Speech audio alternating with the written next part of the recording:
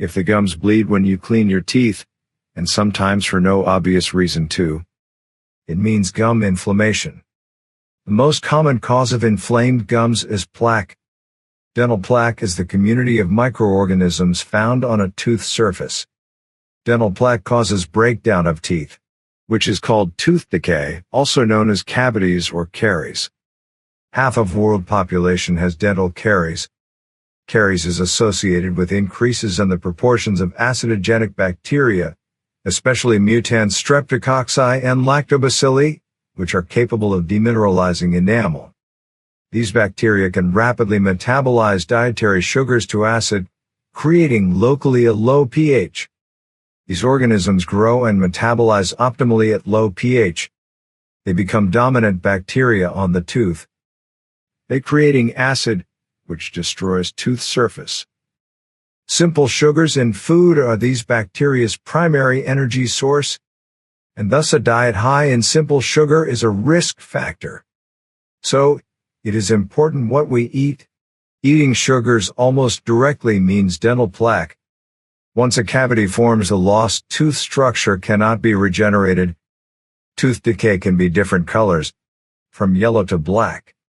A lesion that appears dark brown and shiny suggests dental caries were once present, but the demineralization process has stopped, leaving a stain.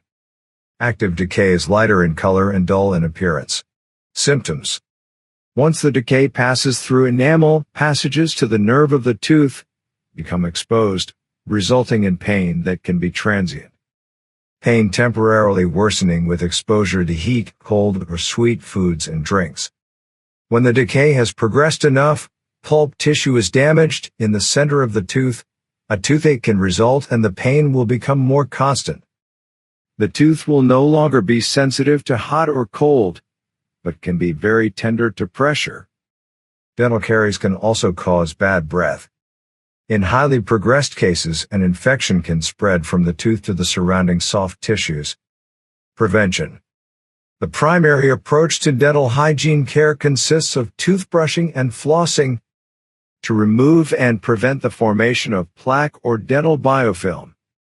Although effectiveness of flossing is controversial, additional aids include interdental brushes, water picks, and mouthwashes. Higher concentrations of fluoride, greater than 1,000 parts per million, in toothpaste also helps prevent tooth decay. Xylitol in chewing gum used for preventing caries, but its effectiveness is unclear. Treatment. Non-cavitated lesions can be arrested and remineralization.